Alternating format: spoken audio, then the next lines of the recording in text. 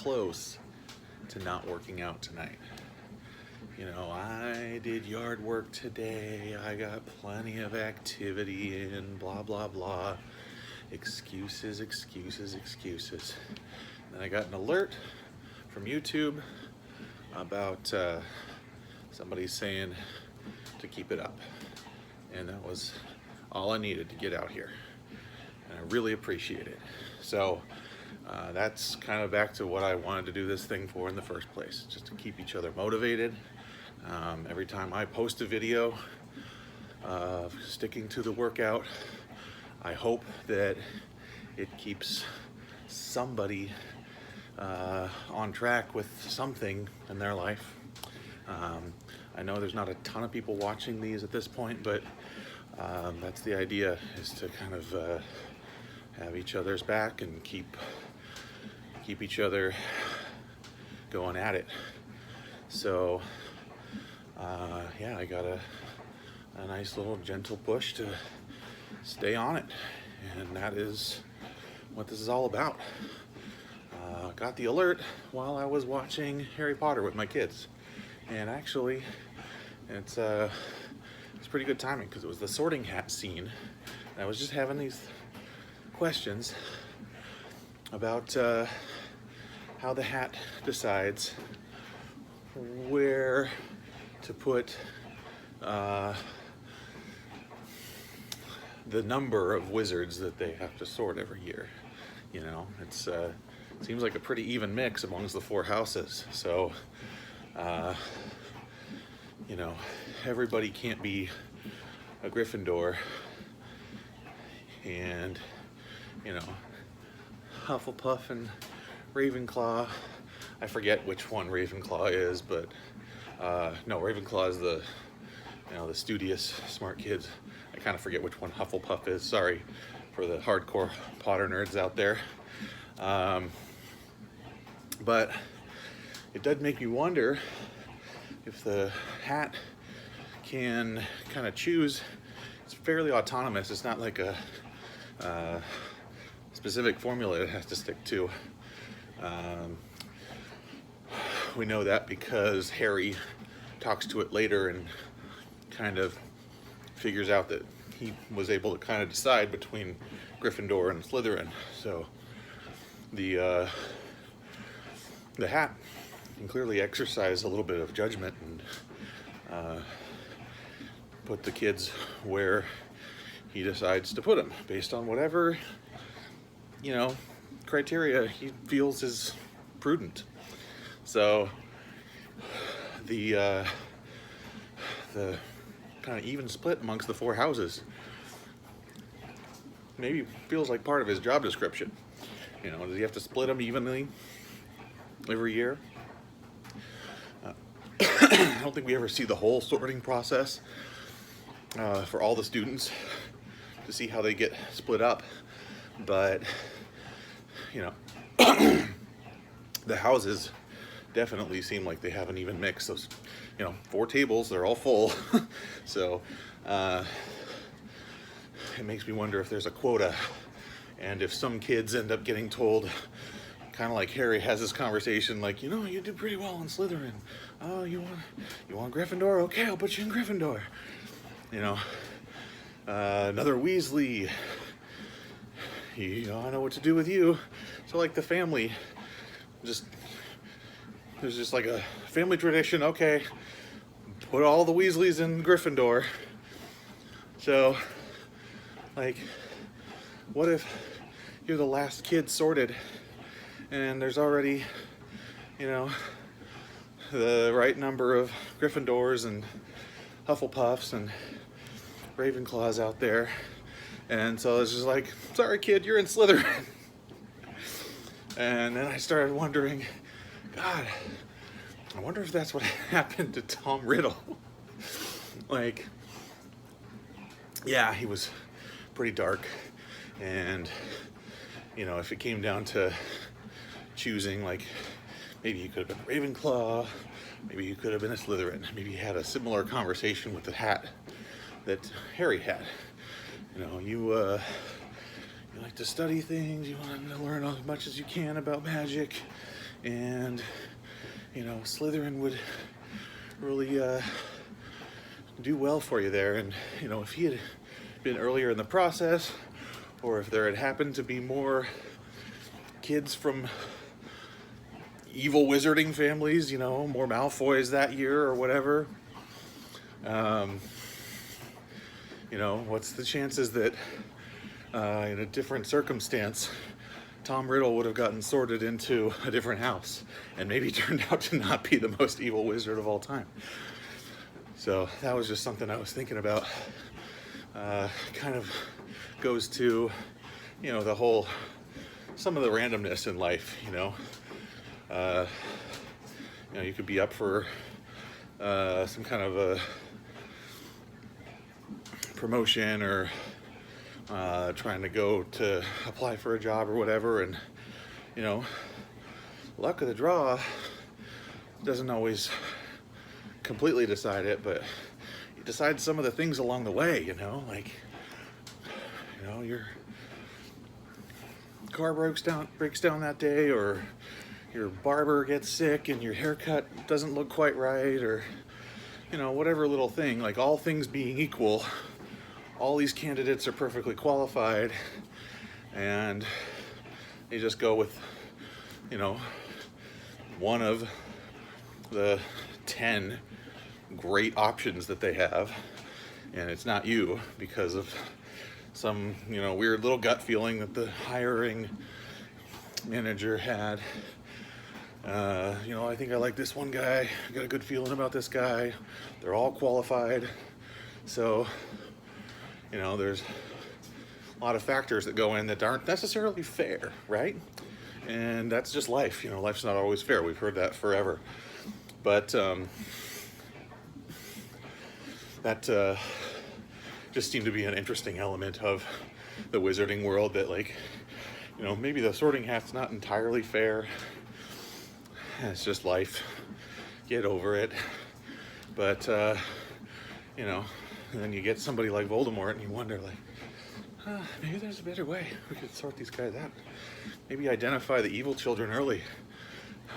But, you know, that's just my thoughts on Harry Potter for tonight. I don't have a lot else on that topic, but I'm just glad I got out here in the first place. That was my, was actually one of my nephews that jumped on YouTube and threw a comment up there. So, thanks, Cody. That got me working out tonight. I appreciate it. And whatever you're doing or not doing, whatever you're supposed to be doing, you know, school's starting, right? Do your homework. I don't know. But that's what I wanted to do this for, is to kind of have a support group for me, but I also want to be that for somebody if I can. And just keep that pay it forward thing going on, right? So I got a little circle of nerds here. Oh, that's a fun, that might be a fun, like, group name. I'll have to start a Facebook group, Circle of Nerds. It's probably already exists. Nothing's original anymore. Somebody's thought of everything at this point. Except for that big fat nerd. I'm the only that big fat nerd on YouTube. But I had to get really specific about it. Big fat nerd's already taken. Great big fat nerd's already taken. The big fat nerd was already taken. So I went with that big fat nerd because it was there. And, you know, kind of makes me seem prestigious. Like, I'm that one. So I like it. It's cool. And kind of grabs the attention. And I was kind of thinking, you know, I'm not loving the clickbaity titles, but it seems like just like what you have to do on YouTube, right? It's just like how it's supposed to be done or whatever.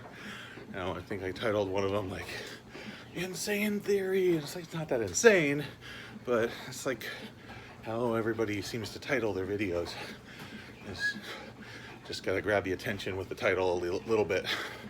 So whatever this one's gonna be called, something probably about, you know, like, that nerd insists Voldemort was created by Sorting Hat. I don't know. That's the internet for you, though. You gotta kind of stand out. And like, I'm not trying to get like famous or anything here, but I do believe what I'm doing is beneficial enough to want to have some eyes on it, that's all.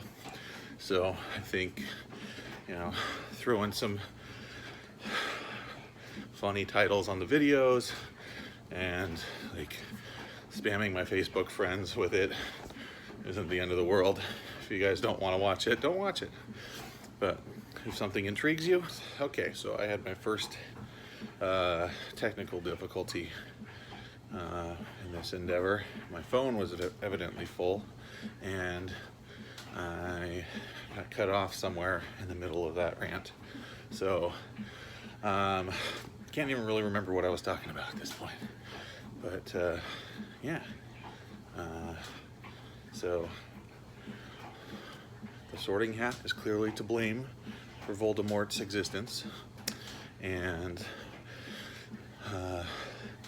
I will continue to put clickbait titles on my videos for as long as I need to.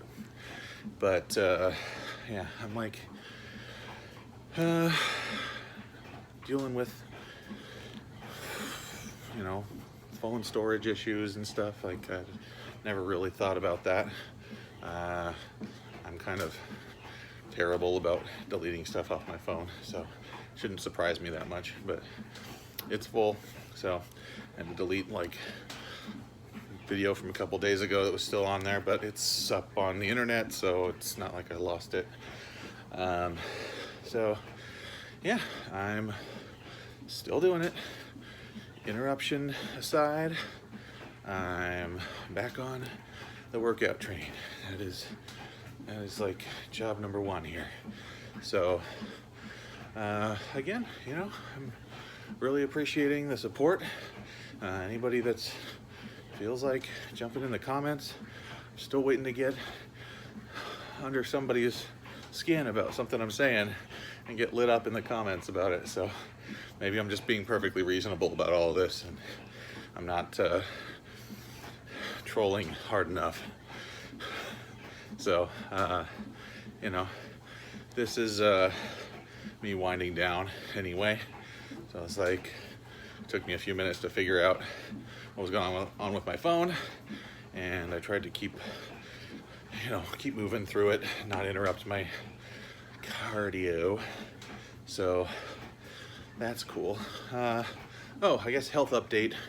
I'm down into the 330s, which I don't remember the last time I saw that. Like, I could get my old scale back out again, I guess. And that would be, you know, it's kind of what started this whole thing. Took a big break in there, but like last fall, I was just super bummed that I couldn't even see my weight, and the scale basically told me like overload. So I had to buy a new scale and everything. So I'm back down into the range where that old scale would work. So that's comforting. That's actually, it's like a milepost of some sort. But yeah, I'm feeling, still feeling the endorphins going. Probably slowed down a little bit there while I was trying to figure my phone out. So heart rate's not quite up where it would usually be at this point in the video, but you know, a little glitch this time around. So try not to let that get me hung up. And let's see, I also still sticking to the keto, so that's, you know, not as hard as it was last week. I'm actually really enjoying the foods I can eat. You know, we, again, like, just like eggs and meats and omelets, and we found these wraps, like these tortillas that are only 3 carbs, so you can kind of make a breakfast burrito kind of situation, or a little sandwich wrap, and just still have some little bit of grains in there, satiate that craving. And fun fact, found out today that cane sugar, just old-fashioned regular sugar, same exact carb content as all these alternates that I've been finding. So like coconut sugar and like mung fruit or something like that. Mung fruit sweetener. It's all 4 net carbs, 4 carbohydrates in a teaspoon. So I hadn't really looked at the carb content of cane sugar. I just assumed that these were good alternatives because they literally say keto on the bag. But still just gotta, take them in moderation. You can take cane sugar in moderation. If you want sugar in your coffee or whatever, just keep it to the 1 teaspoon, and that's your 4 carbs for the day or whatever. Not for the whole day. So what I'm trying to stick to is under 50 a day, which is not impossible by any means, once you kind of adjust your mindset about the kinds of stuff to eat. Trying to keep the electrolytes up is tough. Trying to keep the fats up is kind of tough without going to the old standbys, like, plenty of sodium in those Gatorades and stuff like that, but too much sugar. So same thing with fatty foods. I gotta get more fat in my diet. Maybe I'll just have some ice cream or something. That's nice, lots of fat in there, but gotta look for alternatives. Heavy cream in my coffee instead of half and half, instead of the the Coffee Mate that I had been addicted to for a long time. So that was like 17 carbs in a single teaspoon, and I never even really measured it. I just poured in like 1/4 of a cup. So I was probably killing myself right there with that. So yeah, still on it, and it's easier now, and I'm seeing some results. I feel good. I feel great, actually. So and I really appreciate the support from everybody on here, all 4 of you. I'm just kidding, there's more than that, but any given video, who knows. So yeah, that is my 20 minutes cardio. I could probably step that up here pretty soon, but for now I am gonna call it a night. All right, thanks again, guys. Stay at it.